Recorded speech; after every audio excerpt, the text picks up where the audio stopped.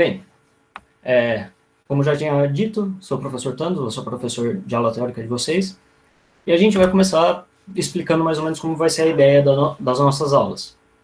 Elas vão começar 7h15, vão terminar 7h45, vai ter depois 15 minutos de descanso, e depois das 20 às 21 vai ter uma aula de exercícios com a Amon. Durante a aula de exercício também, caso vocês já estejam dispostos a fazer outros exercícios, tá com dúvida em outra coisa que não está sendo feita agora, vocês podem ir para uma sala com um dos monitores e tirar suas dúvidas pessoalmente com o monitor sobre aquele exercício, aquele assunto, o que quer que seja. Cabe a você decidir se você prefere realmente ver as aulas de exercício ou ver a monitoria, vai do que você está se propondo de achar que está melhor ou não, né? Bem, seguindo, nas aulas de física do exato, a gente vai falar sobre basicamente a física clássica, em específico as partes de mecânica clássica e termodinâmica. Elas vão envolver coisas como a lei de movimento de Newton, posição, velocidade, aceleração, força e os efeitos nos corpos, a quantidade de movimento, energia, potência. Da mesma forma, a termodinâmica vai abordar coisas como as leis da termodinâmica, calorimetria, dilatações térmicas e entropia. Toda a ideia de termodinâmica a gente vai conseguir abordar. Outros assuntos podem ser tirados dúvida com a gente, não tem problema nenhum. Contudo, nossas aulas realmente vão se basear mais nisso. Então, enfim. Bom, e começando a aula de hoje, eu vou falar um pouco de um grande cientista chamado Isaac Newton. Isaac Newton ele é conhecido por muitos, provavelmente o top 5 aí, cientistas mais lembrados da história. Ele estava bastante na área da física clássica. Ele estudou óticas, termodinâmica, mecânica clássica, o estudo do cálculo para movimentos de corpos, né? Outras pessoas também fizeram a criação, né, o descobrimento dessas técnicas que ele fez. Contudo, ele foi presente em descobertas e aprimoramentos como todos. Em específico, uma coisa que o Newton fazia bastante, que a gente vai ver bastante nesse começo da matéria, é como que ele era muito além de um matemático, ele era um filósofo, físico, estudioso, e muitos dos problemas que ele propôs, das soluções, dos aprimoramentos, eram em bases matemáticas e filosóficas. Não eram nada de fórmulas e tentativa e erro, ele realmente deduzia as coisas de uma forma matemática. Tem um sentido, um embasamento em cima das coisas que ele fazia. E isso é o que eu vou tentar passar para vocês no começo dessas aulas. É realmente entender aquele assunto não só como uma regra, mas como realmente um conjunto de leis naturais formando algo muito bonito. Bem, seguindo um pouco, vamos falar da primeira lei de Newton, né? Vamos começar a nossa aula falando sobre o princípio de inércia. O que é o princípio de inércia, né? Newton ele falou em sua primeira lei, entre aspas, todo o corpo continua em seu estado de repouso ou de movimento uniforme em uma linha reta, a menos que seja forçado a mudar aquele estado por forças aplicadas sobre ele. Muito confuso, contudo, é basicamente o que está parado tende a ficar parado e o que está em movimento tende a ficar em movimento até que alguma coisa haja sobre ele. Nesse momento que a gente não tem nada agindo sobre a gente está no que considera um movimento inercial.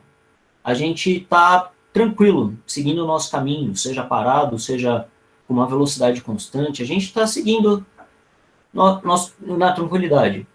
Eu acho que exemplos bons para se pensar nisso é exatamente quando a gente está dormindo, não tem nada que vai fazer a gente se mover, a não ser que surja uma força externa, como um relógio, um despertador, alguém nos acordando.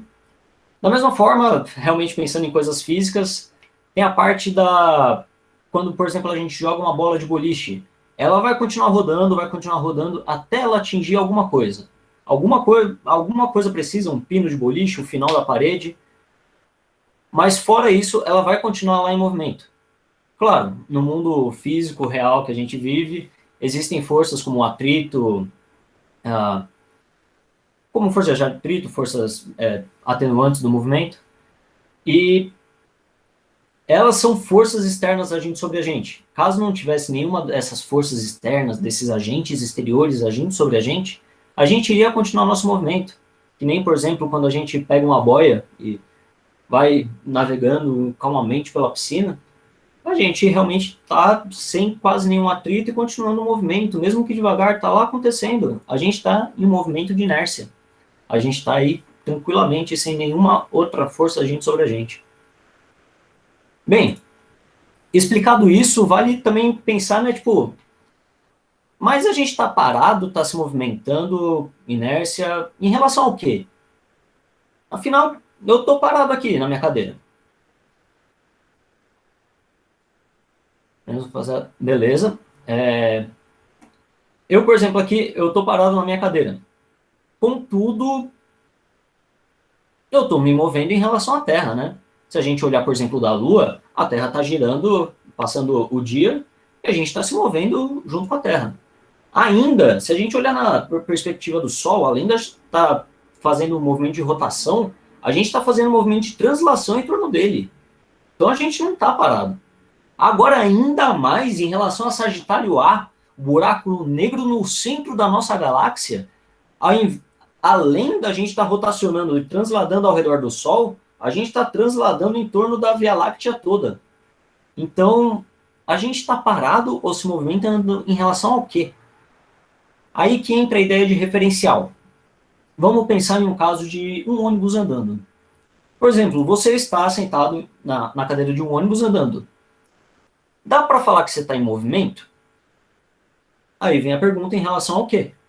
Por exemplo, eu andei um trecho e eu quero me perguntar se eu me movimentei com relação ao motorista do ônibus. Bem, o motorista do ônibus ainda está lá na minha frente, né? Ele está aqui, ó, a 1, 2, 3, 4 cadeiras na minha frente. Então, não me movimentei em relação a ele, né? Afinal, a gente ainda está aqui, mesmo a distância, não mudou nada, não teve movimento aqui daqui para lá.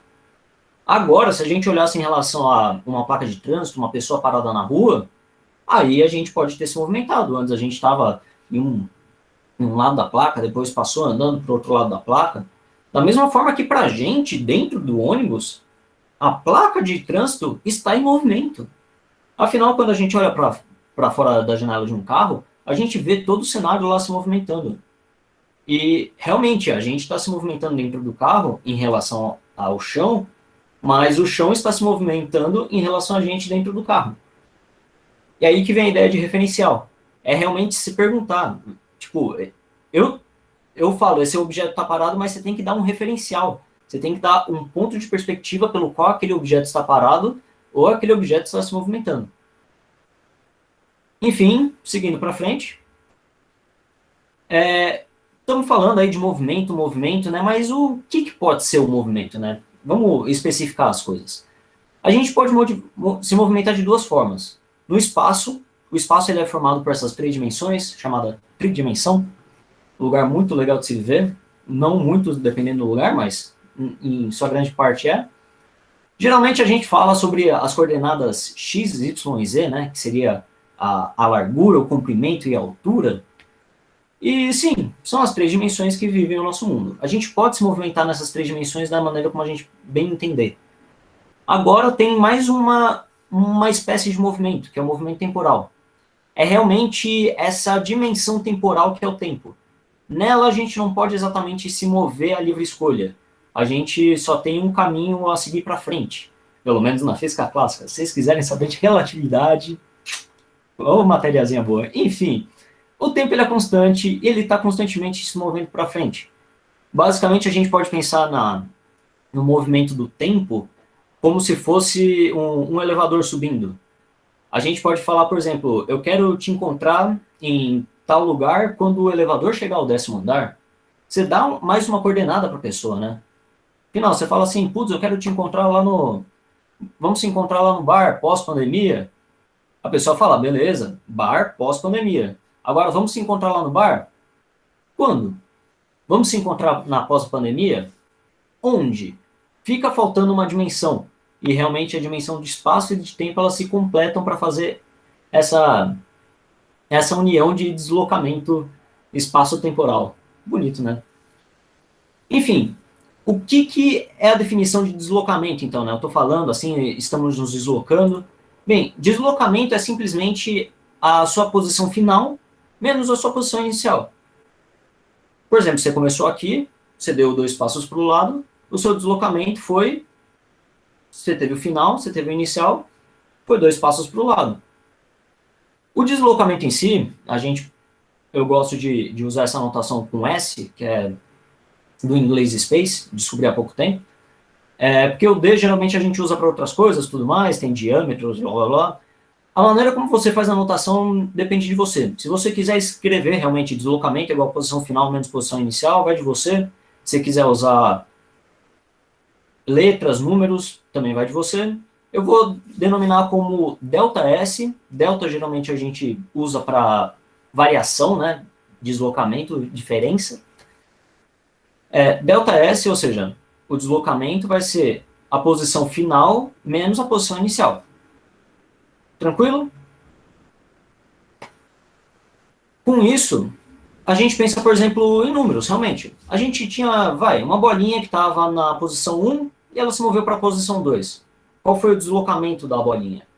Bem, ela estava em 1, se moveu para 3, então o deslocamento dela vai ser 3 menos 1. Posição final menos inicial. O deslocamento dela foi 2.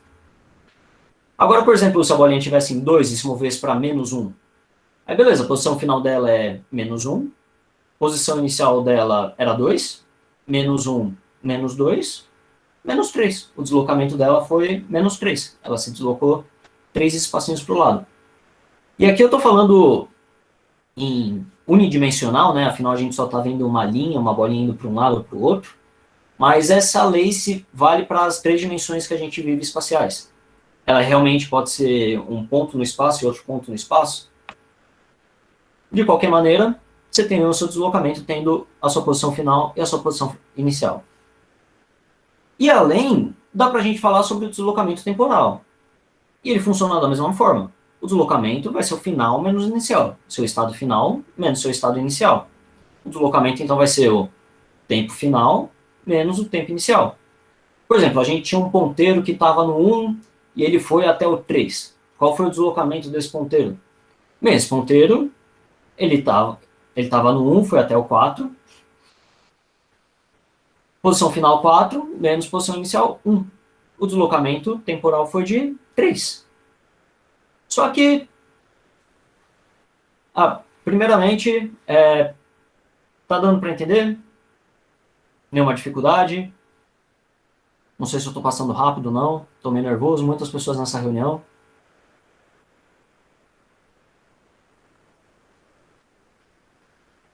Tô falando que tá tranquilo no chat. Então, beleza. Então, vou continuar seguindo aqui. Caso alguém esteja com dúvida, pode parar e perguntar, ou pedir para um dos monitores também, pode ser, maravilhoso. De qualquer maneira, seguindo, estamos falando de deslocamento, tipo, eu desloquei 3, eu desloquei 4, mas você deslocou o quê, né? Eu desloquei no espaço, mas você deslocou 2 o quê, né? 2. Aí que entra as unidades. Ainda não, mentira. Eu tenho dificuldade de lembrar a ordem dos meus slides. Bem, vale lembrar também que o deslocamento ele é realmente sempre dado pela posição final inicial. Não importa qual caminho louco você faça, o deslocamento é essa definição de estados. Você tinha um estado final, você tinha um estado inicial, você tem o seu deslocamento entre eles. Você pode ter feito qualquer pirueta para passar de um ponto inicial aqui, você estava no ponto inicial e você foi pelo caminho verde aqui, fez o baita deslocamento aqui, foi, voltou, tudo mais, chegou no seu ponto final. O seu deslocamento ainda vai ser só a distância entre esses 2 pontos aqui. Só vai depender do seu ponto final e do seu ponto inicial. Aí você fala, mas e toda essa informação que eu tive no meu caminho, ela não importa de nada? Aí, na verdade, ela é a distância percorrida. Tem essa diferença da definição de deslocamento e de distância percorrida. O deslocamento realmente é só o estado, é seu estado final e inicial, e a distância percorrida pega a informação de todo o seu caminho. Aí sim você fala qual foi o tamanho de todo esse caminho aqui que eu fiz, aí é a distância percorrida. Uma ideia legal de distância percorrida de lembrar é, por exemplo, se a gente dá uma volta em torno de um círculo. A distância percorrida, ela realmente foi grande, né? Ela foi aqui um perímetro de um círculo. Só que o deslocamento, no final, vai ser zero. Porque eu comecei e eu terminei no mesmo lugar.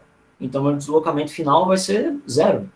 Tem até uma piada um tanto macabra, mas é boa de se lembrar dessas coisas, que fala que caso você morrer no mesmo hospital que você nasceu, seu deslocamento total na vida vai ser zero.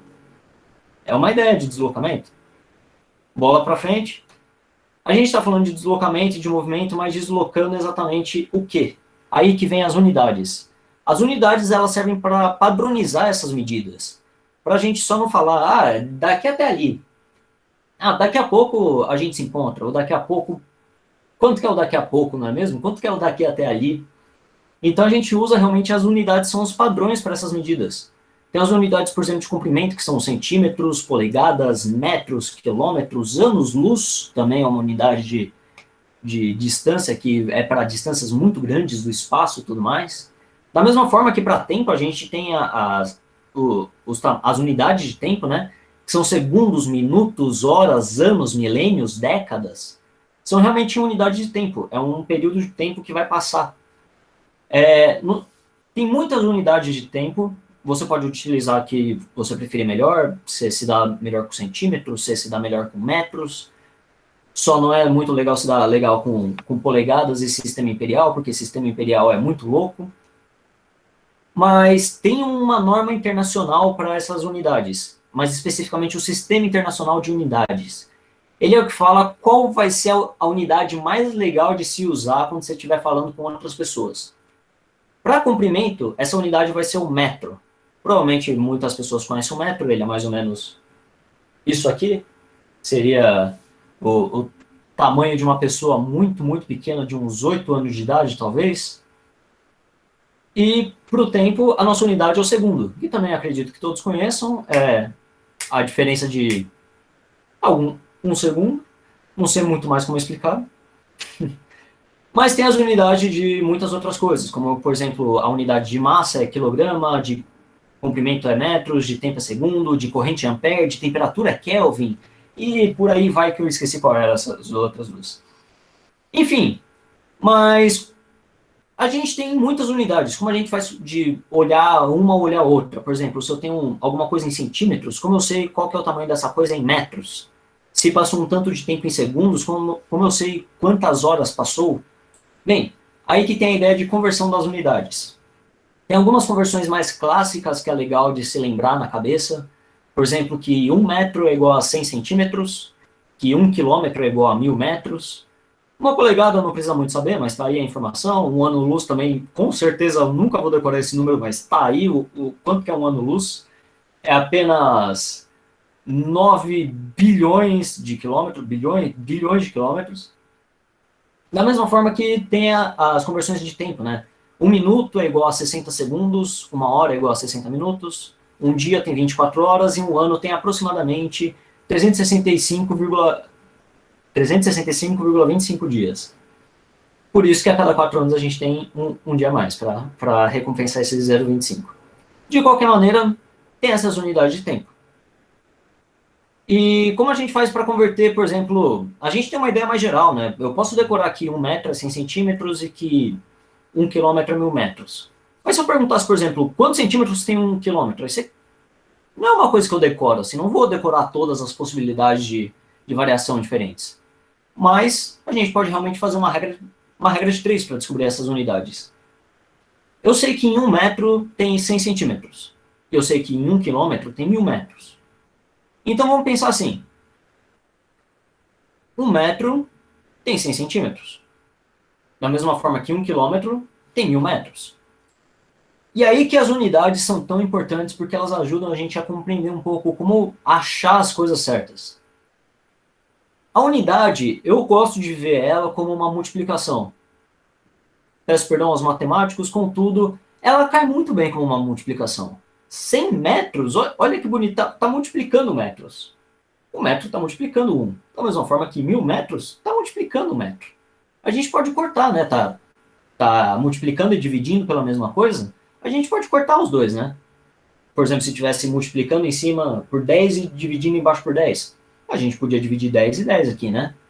Então, vamos cortar aqui esse metros aqui.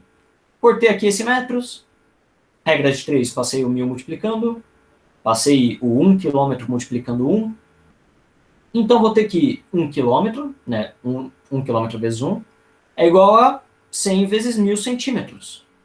E aqui só sobrou a minha unidade de centímetros. 100 vezes 1000, 100 mil centímetros. Então, 1 km é 100 mil centímetros.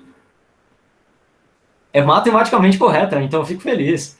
Ufa, pensava que não era, parece uma coisa muito louca. Enfim, da mesma forma que a gente pode fazer dessa maneira, tem uma maneira que eu gosto de fazer que é substituindo unidades. É uma maneira um pouco mais marrenta, mas ela também vale a pena ser lembrada. Por exemplo, eu sei que 1 km são 1000 metros. Só que olha esse metro multiplicando aqui de novo. As unidades gostam de multiplicar os números. Elas gostam de estar acompanhadas dos números. Então, vou pegar esse metros aqui, essa unidade que eu estou multiplicando, e substituir pelo valor dele em centímetros. Eu sei que o metro é 100 centímetros. Então, realmente vou substituir esse metro aqui. Eu vou pegar esse metro e substituir por 100 centímetros. Então, no final, vou ter 1000 vezes 100 centímetros. No final, 1 quilômetro, 100 mil centímetros. Que bonito. Nossa, eu emocionei.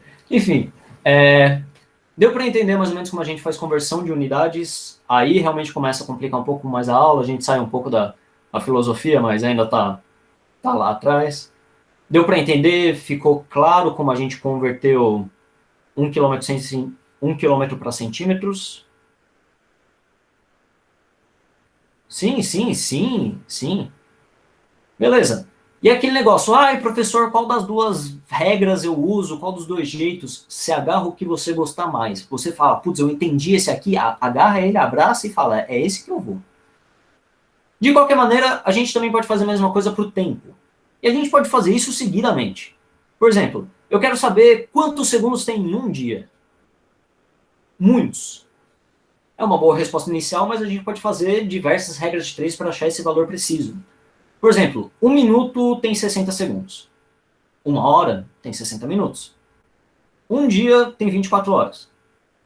Então, beleza. Se eu sei que em 1 hora tem 60 minutos e em um dia tem 24 horas, no final, o horas está multiplicando, o horas está dividindo, tá ali, ó. Tá o horas. Dá para cortar horas com horas. Passa um dia multiplicando. Passa 24 multiplicando, eu vou ter que um dia é igual a 24 vezes 60 minutos. Ou, essa multiplicação não tão fácil assim de fazendo de cabeça, 1440 minutos. Beleza, mas ainda não era a pergunta que eu tinha, né? Eu queria saber quantos segundos tem um dia, e não quantos minutos. A gente pode continuar com essa informação. Agora a gente tem uma nova conversão aqui. Eu sei que um dia são 1440 minutos. Então, beleza. 1 minuto tem 60 segundos. E um dia tem 1440 minutos. Eu posso cortar aqui esse minutos com esse minutos. Passo 1400 multiplicando. Passo um dia multiplicando. Eu vou ter que um dia é 1440 vezes 60 segundos. Ou 86.400 segundos. Um número grande. Vai precisar dessa informação? Não. Mas agora você sabe como chegar nela. É sempre importante saber fazer conversões de unidades, porque elas ajudam muito. Nossa, muitos exercícios de converter tal negócio está em tanto, converta para aquilo. Nossa, mas é muito. Enfim, é sempre bom saber fazer tanto para o dia a dia quanto para vestibulares e faculdades e afins. Aí você fala, mas Thanos, e convertendo a unidade? Como a gente faria essa conta de dias em segundos? Bem, um dia é 24 horas. Então, vou pegar aqui meu horas e substituir que eu sei que a hora é 60 minutos. Então, vou pegar esse hora aqui que está multiplicando e substituir por 60 minutos. Então, vou ter que um dia é 24 vezes 60, 1440 minutos. Da mesma forma, eu vou pegar agora um dia é 1440 minutos, eu vou pegar esse minutos e substituir que eu sei que o minuto é 60 segundos. Então, vou pegar esse minuto, substituir por 60 segundos. Eu vou ter que meu dia é 1440 vezes 60, 86.400 segundos. Pelos números, dá para ver que a regra de 3 e a substituição de unidades está ali. E é verdade. A verdade é que são as duas formas de ver a mesma conta. Mas é aquele. Pega que você entende mais, se agarra melhor e segue a vida. Alguma dúvida de como fazer a conversão? Com tempo é um pouquinho mais difícil, porque ele não é separado geralmente em casas de 10, ele é separado em casas de 60. É meio um pouco mais complexo.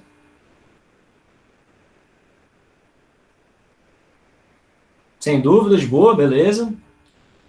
Então, passando para frente, eu vou para a casa da velocidade. Afinal, a gente viu sobre deslocamento, né? O metros, a gente viu sobre o tempo, os segundos. Agora a gente pode falar sobre a velocidade. A velocidade, em específico a velocidade média, ela é definida como o quanto você andou em uma certa quantidade de tempo. Em específico, o seu deslocamento espacial pelo seu deslocamento temporal. Por exemplo, eu posso estar em uma velocidade alta, na qual eu vou a uma pequena distância, por exemplo, da ponta da minha cama até a outra ponta, em 0,00001 segundo. Da mesma forma, eu posso ter uma velocidade muito baixa, indo a distâncias muito grandes, realmente demorando para chegar até aquela distância. Então, a velocidade ela faz meio que a comparação entre espaço percorrido e o tempo que você gastou para percorrer esse espaço.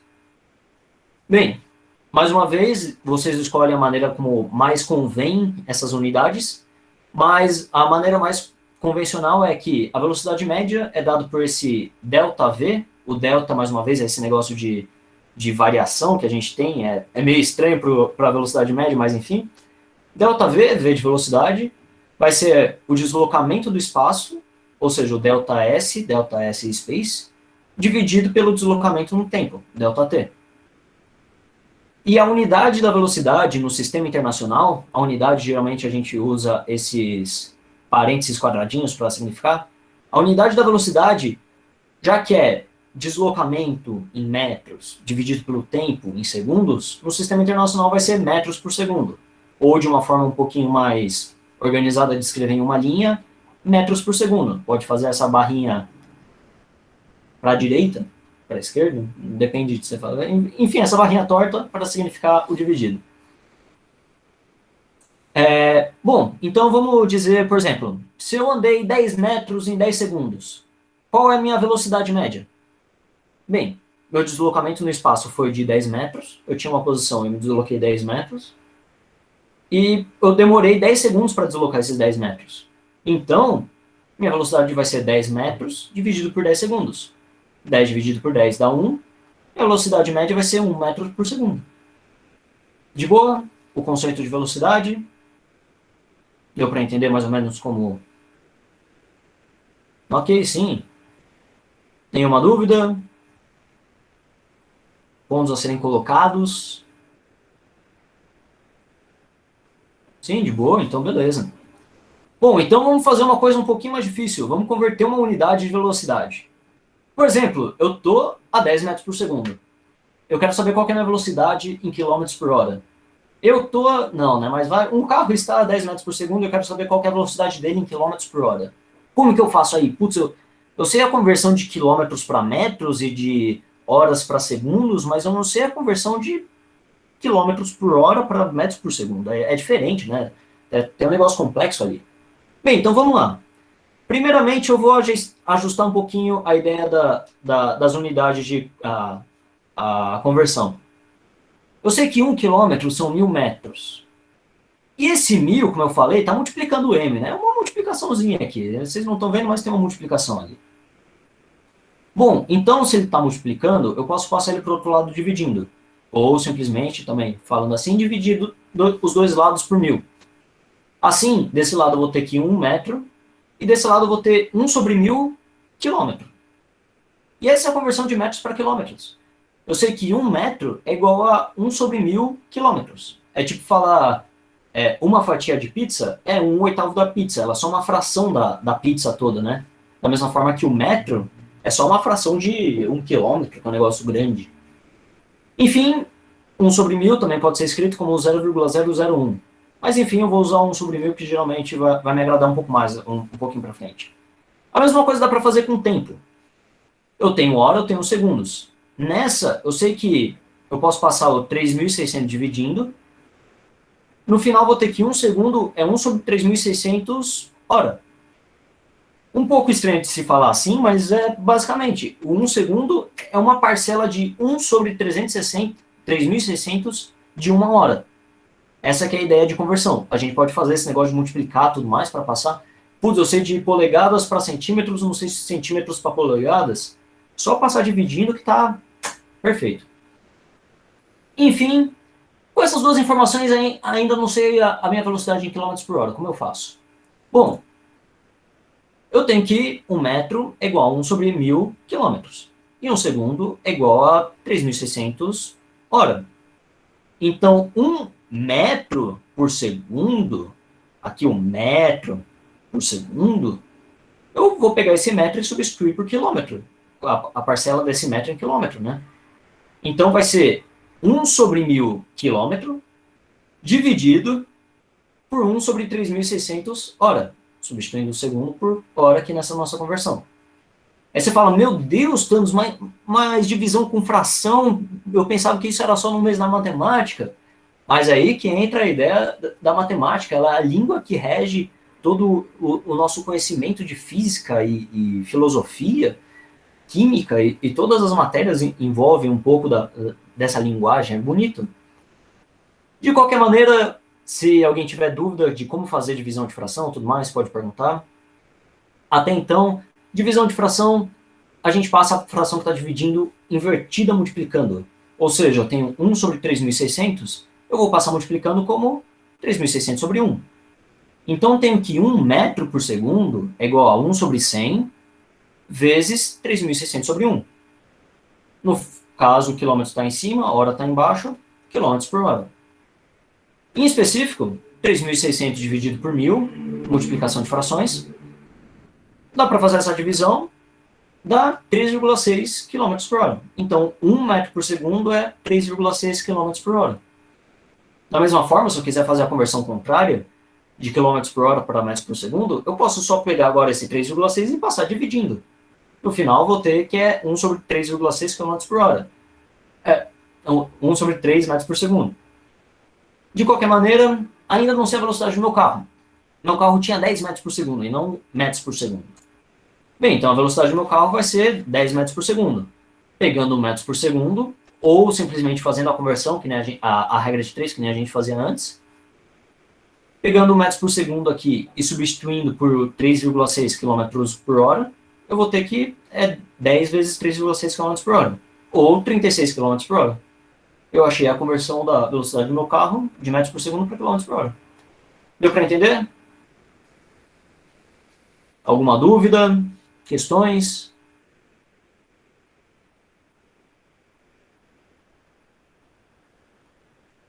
Tudo de boa?